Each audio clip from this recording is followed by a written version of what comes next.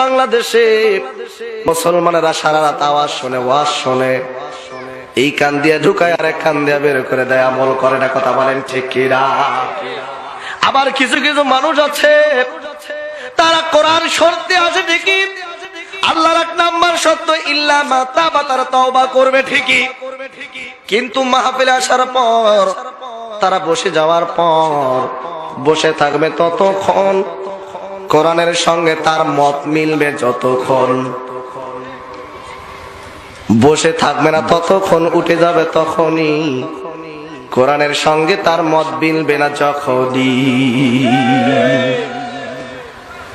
যখন সে কোরআনের আলোচনা শুনবে, দেখবে যাক খুব সুন্দর হুজুর আলোচনা করছে, নামাজের আলোচনা করছে, এত সুন্দর আলোচনা,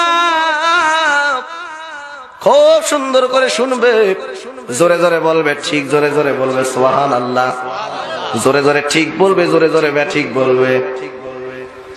কিন্তু বন্ধু এমন জায়গায় চলে গেছে, আমি এমদাদুল হকের মুখের কথা নয়, মুখের আওয়াজ নয়, কোরআনের আয়াতটা এমন জায়গায় চলে গেছে, নজর কইরা দেখে আরে এতক্ষণ তো ভালোই ছিল, হুজুর এখন এমন আলোচনার কোরআনের আয়াত ধরল যে আলোচনার ওই আয়াতটা দেখে আমার নেতার বিরুদ্ধে চলে গেছে।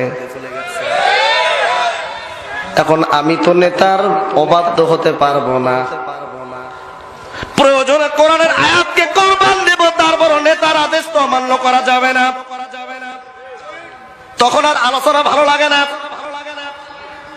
তখন অ্যালার্জি উঠে যায়, এই দিক ওই দিক তাকায় আর একজন বলে ভাই এতক্ষণ তো ভালো ছিল, এখন তো বেশি সুবিধার না, চল এখানে থাকা যাবে না, কারণ হুজুর যখন সুদের কথা বলবে, আমি তো সুদ খাই, সবাই আমার ছেলে আমার দিকে তাকাইবে।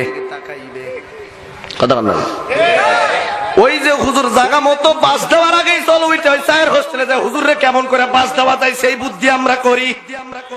আরে কথা বলে না কে, মানে হুজুর তো জায়গা মতো যাচ্ছে, আমাদেরকে এখন বাস দিবে, তার আগেই ওই চায়ের হোস্টেলে যাইয়া, ফাঁকে যাইয়া, আন্ধারে যাইয়া হুজুরে কেমন কইরা বাস দেওয়া যায় এই প্ল্যানটা আমরা করি। এমন হতভাগা মুসলমান আমাদের দেশে আছে না নাই? এই কপালপুরের বাচ্চারা হুজুরের যতই বাস দিতে চাও, হুজুরের যত ক্ষতি করতে যাও, হুজুর তোমার বাবারটা খায় না, হুজুর তোমার কাছ থেকে টাকা 2 লাখ খায় না, হুজুর তোমার খাইয়া পড়ালেখা করে নাই, এত হুজুরে বাস দেওয়ার চেষ্টা কইরো না, বাস দিতে আসলে তুমি নিশ্চয়ই বাসের উপর খাড়া হইয়া বইবা। কথা বলেন ঠিক কিনা?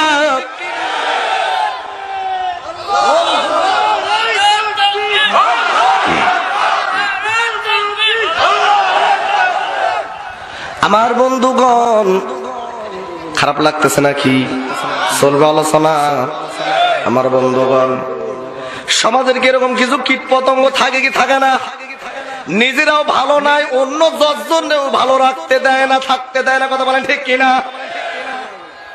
এই কীট পতঙ্গ গুলোকে সমাজ থেকে উৎখাত করার দরকার আছে না নাই? আপনারা এখানে যে চাষ করেন, এখানে কি পাট, গম এগুলো চাষ হয়? হ্যাঁ, আচ্ছা বলেন তো দেখি, কৃষক ভাইরা মাঝে মাঝে ওই পাট খেটের মধ্যে ঢুইকা কিছু কিছু পাট, কিছু কিছু রোয়া কিন্তু টান দিয়ে তুইলা চটকা মারে। ধানের আবাদ করেন, ধানের মতোই, ধান গাছের মতোই একগুলো ঘাস আছে না, হয় না? তুইলা মারে চটকা নাকি? ওর সাথে আবার 2-4টাও ওঠে, তাও মায়া নাই, তুইলা চটকা মারে, ঠিক কিনা? কে ওই কৃষক ভাইটার কি ওই ধানের উপর মায়া নাই? তারপর মারে কেন? কারণ ওটা ভাইরাস, ওখানে থাকলে আর আশপাশে সব নষ্ট হয়ে যাবে। কথা বলেন না কেন আপনারা?